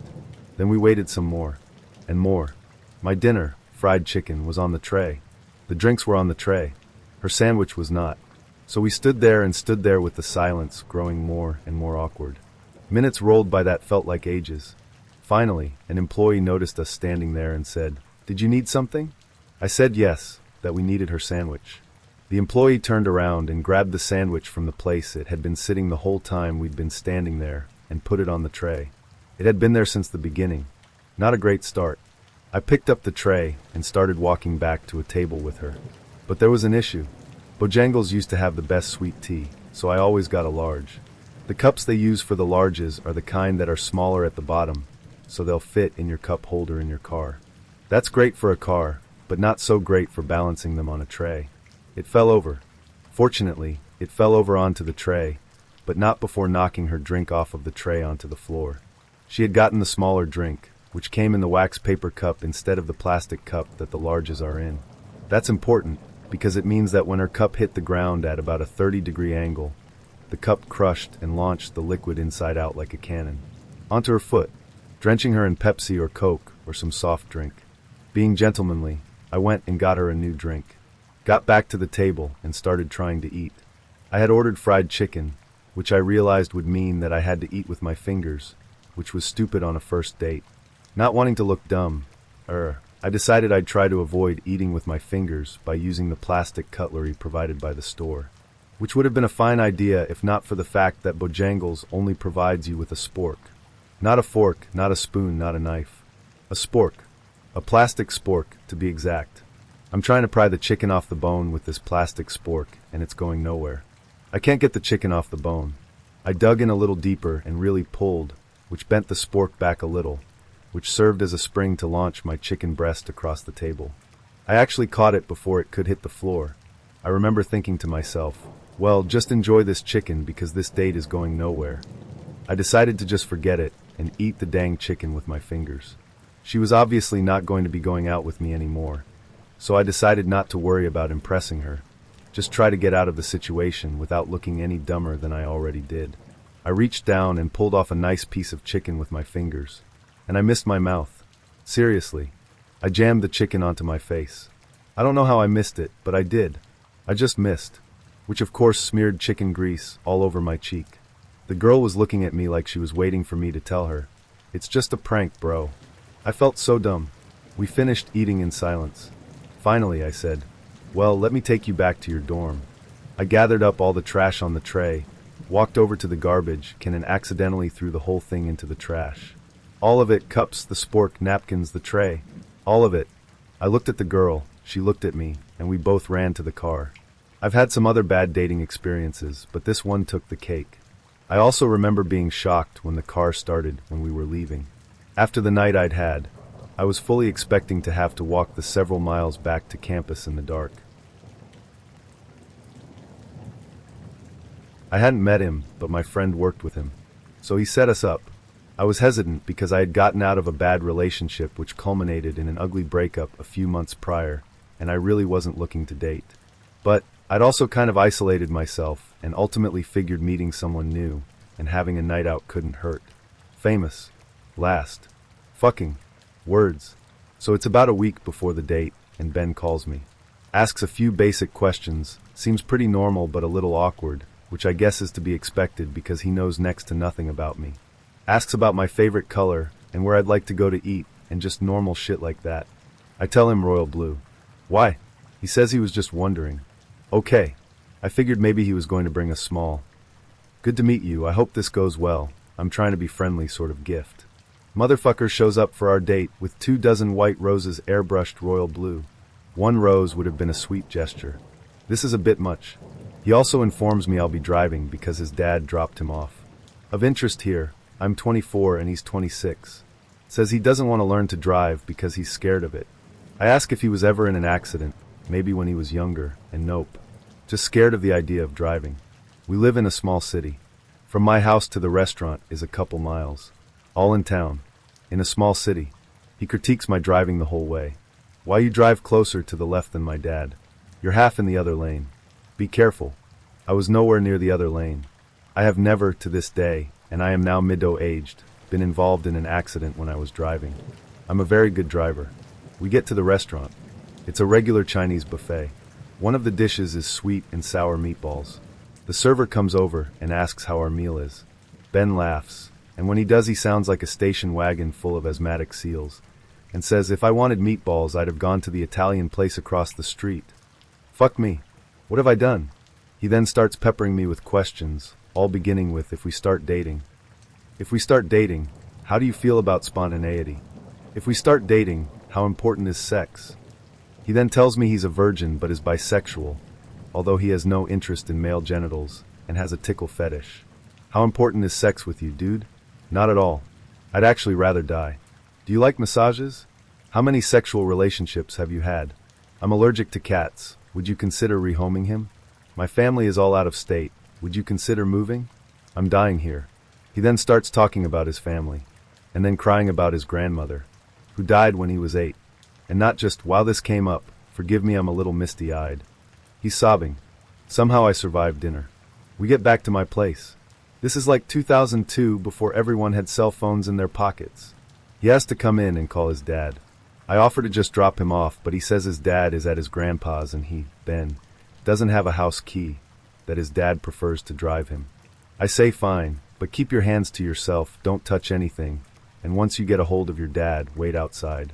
On the drive back to my place, he tells me, I always told myself that I would wait a minimum of 1 year before considering sex with my girlfriend, but if we start dating I may drop it to 6 months because we're both older. How would you feel about that? And if you ever stay over, know I have a picture of my GMA on my dresser. I won't take it down, but I will turn it around when we have sex, like I always do when I masturbate. So you don't have to worry about that. I have to be on camera. This has to be a joke. We get to my place, he comes in, calls his dad, and while he's on the phone my cat comes in the room. I pick him up, kiss him on top of the head, and say I'll feed him in a minute. Ben says, have any men ever been intimidated by your relationship with your cat? Because that just made me really uncomfortable. I mean, you kissed him and talked to him. I told him to few and get out. He tried to apologize, but I was just done. Practically pushed him out the door. The moron even left me a couple VMs that week wanting to go out again. Then his last VM was basically wanting an exit interview. If you won't go out, will you at least tell me what put you off? Because I really liked you, and I don't know what you think went wrong. I've spent the last 20 years convinced I was being pranked. The friend who set us up never spoke to me again. Edit. After thinking about him again, after all these years, I just looked him up on FB. He has a unique last name, so I'm positive it's him, as well as his profile listing the city we lived in. So yeah, no doubt. He lives with his sister, and has a job as a candy stock boy with Walgreens. He's in his 40s. He also has a picture of his room which has a bed that's like a bunk bed, but there's no bottom bunk. It's so cool. That's called a loft bed. You have a loft bed, dude. Neighbor I'd known for a few months casually, just chatting outside the apartment. He asked me to go out dancing at a well-known local place that was tons of fun. Of course I said sure, sounds fun. We were college students, only a few of us had a car. He was embarrassed that he didn't, but I said I didn't mind driving. I'm a grown version of a tomboy. I drove a pickup with a canopy, and he'd only seen me in work jeans, boots, etc. I wore a gorgeous black and white bustier, heels, had my hair up. His first words? You're not wearing makeup. And he was actually angry about it. I laughed and said, you aren't either. There was a moment. I could tell he was reconsidering the date, so I asked if he wanted to skip it. I wasn't pissed off, just trying to avoid an uncomfortable evening. He seemed to shake it off and said we should go. When we got to the club, a man was standing by his car with the hood up, so I pulled up next to him and asked what the problem was. He said dead battery, hoping someone would give him a jump. I said no problem, popped my hood, opened the back, and when I got back to the front my date had lifted the hood. I started hooking the battery following the directions, which apparently no male has ever done in all humanity, and it's always been fine. And he got pissed beyond repair when I stopped him when he was trying to help take over, and said we had to do it the right way. He started to argue, but I said my car, my risk, my way. The guy I was helping had the good manners to ask why it matters what order the jumper cables are hooked up. That was the last straw for the guy I came with. He said I was just showing off. We still went inside and danced. I had some grease on one hand that didn't wash off. I tried, and that bugged him even more. I think I enjoyed holding my beer with that hand all the more, knowing it bugged him. I can't say it was all that bad of a date for me, but it might be one of the worst ones for him. I kind of hope so. Not being big in the club, party, or dance scene, I tend to use online sites to get dates. Part of the problem is since I live in the middle of nowhere, every person I'd even consider dating is at least an hour drive away.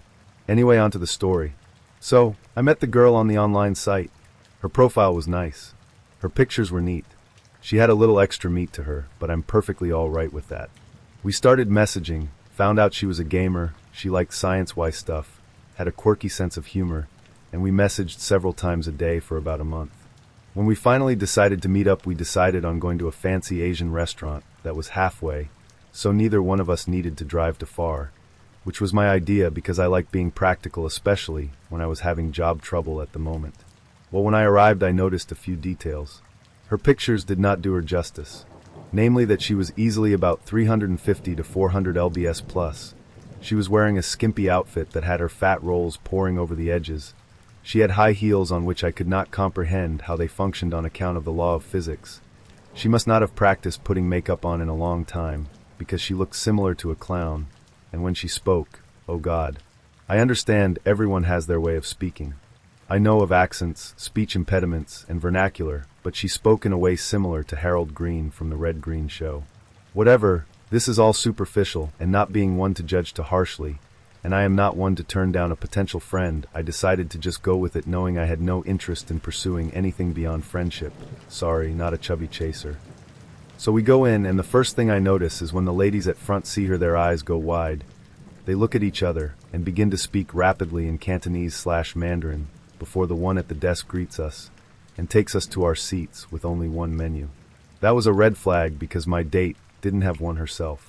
Our conversations weren't anywhere near as complex or interesting as they were online, which was another flag because she seemed to not grasp the basic topics we covered, such as games, World of Warcraft, Final Fantasy, gardening, or even local politics.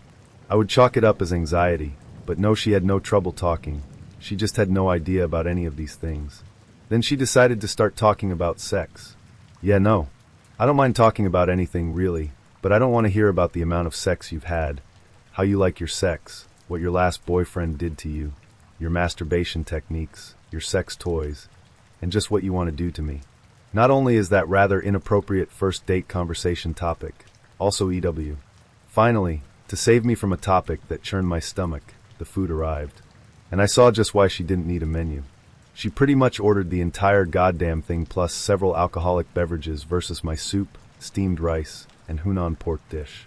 She proceeded to just a bit of everything, shove it on her plate, and then shove it in her mouth, showing the table manners of a hyperactive bonobo, all while trying to keep up the previous topic of conversation that I constantly tried to deviate from to something, anything, that wasn't an insult to my senses but to no avail. The night continued in this disgusting, sauce-covered trend for a few hours until she had basically eaten everything she ordered and had some of mine as well. The bill came to a little over $200, which I, of course, had to cover because she magically forgot any of her money. Sorry if it seems rude, but if someone wants to get some extremely expensive stuff, and I inform them beforehand that I don't have a lot of money, I expect them to chip in even a little bit. On our way out, she grabbed my arm, tried to pull me close, and whispered how she wanted me, and wanted me to come back to her place. I placed my hand on hers, smiled gently, and said no. Now please let go of my arm. Luckily she did, and so I gave her an extremely awkward hug, told her I was going home, and promptly jumped in my car and got the hell out of there. Last message I got from her, about an hour after I got home, was asking why I didn't find her attractive, and why I was such a pansy to not fuck her on the first date. I simply said, I would have nothing against continuing our conversations online, but I don't think we had much chemistry. He showed me his car, and he pulled up a breathalyzer that was installed by the driver's seat. He explained that he had to blow in it or the car wouldn't start, and also every 5 to 10 minutes or so the thing would beep and he would have to blow in it again. He made it seem like it was no big deal. He said jump in, and we can grab dinner. I said I'm just going to drive my own car to the restaurant, because I never let strangers drive me anywhere. He seemed totally shocked, but said okay. We got to the restaurant, and he said he didn't have any money, and asked if we could walk around a park instead. I said okay. This park was sketchy and gross. He immediately hiked his leg up really high on a tree, like almost doing the splits, and said he had to stretch. He then tried to coax me to walk some isolated trails, and I flat out said no, and that I wasn't comfortable being isolated alone with someone I didn't know. He kept saying, but you do know me. He then proceeded to talk about a bunch of boring nonsense. He asked if I wanted to go back to his place to have sex. I said no.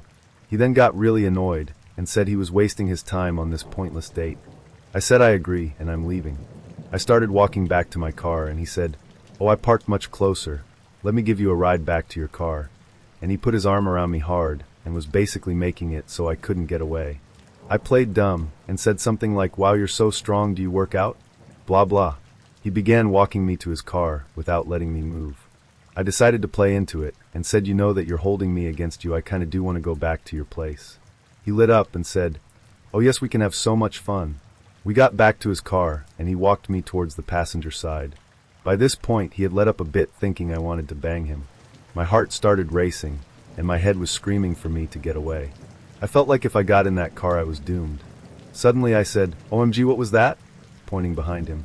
He turned to look and I fucking Olympic sprinted away. He started to chase me, screaming at me, but he was too slow. He ran to get back in his car and peeled out trying to follow me. I called 911 and hid. I was able to give them his car and plate and description, etc. He didn't try to find me for long. He left the park and raced away. I stayed hidden until the police came. They drove me back to my car and said they would follow up with me, but that he hasn't technically done anything illegal. After that, I only met in public in the daytime for dating. It was scary as fuck. Met this girl online. We agreed to meet at a bar near my house. Being nervous, I get there about a half hour early. I go inside and sit at a table near the door and order a Coke. The waitress asks for my ID and then walks away. Soon after, a girl walks up and sits down at my table and asks me if I recognize her. I didn't at first, but then I realize it's this girl Amy who I used to be friends with in high school, but haven't seen in 13 years. We sit there and talk for a few minutes and we catch up. She's engaged and works at this bar, blah blah blah. She says, "Hey, do you remember my friend Nikki?" Nikki is a girl I had a quite large crush on when we used to hang out back in HS. I said yes, and she tells me Nikki is sitting across the room and she'll tell her I'm here. So Amy walks away and Nikki walks over and sits down. She's even cuter than I remember, and it don't take long for those crush feelings to come back. I learn that she has a 4-year-old daughter and she's single. She also likes a lot of the same music I do. We seem to really hit it off, but I'm constantly looking for this girl I'm supposed to meet. Nikki sits and talks to me for about 45 minutes. This girl I'm supposed to be meeting is late, and I'm beginning to feel like she stood me up, but I'm kinda glad because I really don't want to stop talking to Nikki. Finally, this girl and a group of about 4 guys walk in. The girl I'm supposed to meet was in a band, and she was coming after practice. She said the band might all show up to the bar for drinks. The girl eyeballs me, and they grab a table. I sit and talk to Nikki some more, but I feel like I should be going over to the other table, but I also feel like she's almost an hour late, fuck her. The whole time I'm nervous and not really acting like myself. I'm completely smitten with Nikki and worried about this other girl too. The girl wasn't attractive in the slightest, and very much not the type of girl I go for. This girl is really trashy. I'm in an odd predicament and my nerves are causing me to say stupid stuff to Nikki like, I'm just meeting this girl as a friend. I'm not interested in her. After about 15 minutes, I tell Nikki that I should at least go say HI and introduce myself. She tells me good luck, nice seeing you again, etc., and goes back to her original table. I walk over awkwardly to this table full of guys and this one girl and have to get her attention. When she finally looks over, I say, "Hi, I'm KMFDM 781, how are you?" She says fine and looks a little confused, so I ask, "Aren't you?" And she says, "No, sorry." I'm pretty much thinking, F you, to myself. I walk back over to Nikki's table, she's getting ready to leave, and try awkwardly to explain what just happened. She kinda laughs it off, and she's on her way out the door. She's very nice and says her goodbyes to Amy and I. We had added each other as friends on Facebook while we were talking at my table before. I messaged her and apologized for not being myself and the situation mistake, and that we should maybe hang out sometime. I didn't hear back from her for 2 weeks or so. She never mentioned hanging out, and she said she was glad we caught up. She said I was just how she remembered me from HS. I was a completely different person in HS, and like to think I've changed since then. That was basically it. I've commented on some of her posts on FB, and she never acknowledges I said anything. As far as the girl I was supposed to meet, she said that she told me she would call me if we were going to meet. She never told me that. I told her she blew it, and I've never talked to her since. We were having a nice dinner of salmon and roast potatoes at a dining hall. As he started talking about his day, I took a bite of salmon and felt a horrible pain slide down my throat and stop. Not knowing what the fuck that was, I tried drinking some water. Deep in my throat I felt like I was being stabbed, and every gulp only made it worse. I realized this must be that stupid thing my mother had always warned me about when eating fish, that you have to be careful of fish bones, or it will get stuck in your throat. Well, damn. I spotted some potatoes on my plate and started shoveling them in my mouth. To knock the bone out or push it down or whatever. As the guy starts telling me a joke. Well, the plan backfired, and once again, the pain became much, much worse. By now, it felt like someone had driven a screwdriver into my throat and was occasionally shoving it in deeper. So the guy finishes his joke and pauses as he looks at me awaiting laughter. I burst into tears. He says, "That bad, huh? I'm sorry. Ivy got other jokes." And I managed to whisper, my voice not working so well, that I have a fish bone stuck in my throat. He blinks. But it's boneless salmon. I didn't really know how to respond to this, so I just stared at him with tears running down my face. He goes, "So, do you want to leave? What do you want to do?" And I whisper that maybe if we just get more potatoes, it will go away, right? 3 plates of potatoes later, I have a fishbone still in my throat, and am bloated and never want to see a potato again in my life. This guy just watched in confused silence while I ate potatoes and cried. When I look up, he asks if it's still there, I nod, and we decide to go back to my room. As we pass by the salmon station in the dining hall, he points at the sign. "See? It's boneless." I didn't respond. When we get to my room, I called my mom, and she said I needed to go to the hospital to have it removed. Freaking out, I turned to go, and he insisted on coming with me to make sure I'd be okay. Sweet, right? Well, once there, he wouldn't leave. We waited 6 hours before any doctor or nurse would even see me in the ER, which I didn't mind. Some lady came into the bathroom while I was there, and suddenly blood was everywhere on the floor running into my stall. People definitely had bigger problems than my not being able to eat a fish properly. When a doctor came, it was some practicing med student who, without looking, said that most people think the bone is still there when it's not. Salmon bones don't show up on x-rays, so he told me to go home. I refused, having just had the bone partially dislodged then relodge, punching a second hole in my throat. He said too bad, and went to get me checkout forms. Well, the resident doc came and reamed this student guy out, and I'm thinking, oh thank God, they're actually going to fix me now. Well, he told the student, no, we won't release her until we're sure it's really gone.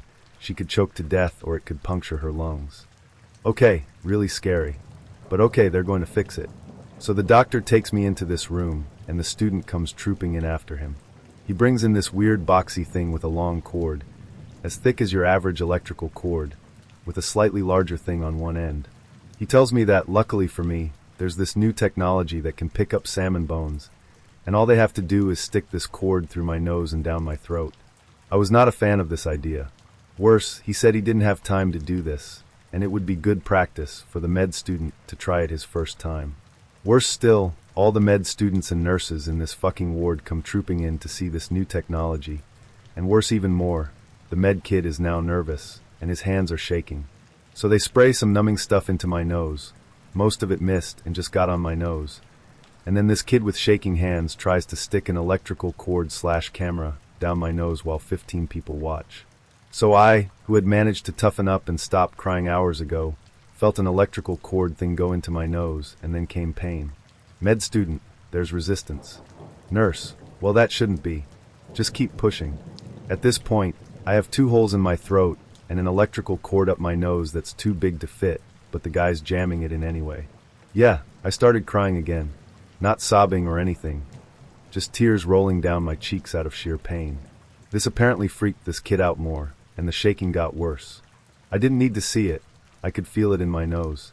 Oh yeah, and to get me into this side room, they kicked a tiny little old dying lady with nasal cannulas out, and she was shooting me death looks from the hall at intervals. So the camera/cord finally goes in, and the kid looks through, and can see the bone. Kid. Oh, it's right there in her vocal cords. That could mean serious damage. _. So he takes it out, and the docs arrange for an ear, nose, and throat doc to come the next morning to remove it. But they say they cannot do it themselves because they may permanently damage my vocal cords. Awesome. Here's the best part. The 15 folks watching the camera/cord procedure all wanted a turn. The resident doc came in and told me how important it is that people get experience, and how if they don't get it they could end up doing things slowly/poorly on people who could die at any second. So I felt bad and gave them permission, all 15 of them, to practice with the camera cord thing on me. This was an hour-and-a-half ordeal of them sticking things in my nose, and me crying, and them pulling it out again, and lecturing each other on technique and such. So this entire time the poor guy I was on a date with is sitting in the waiting room. Has been about 8 hours now, it's a school night, and it's 3 a.m.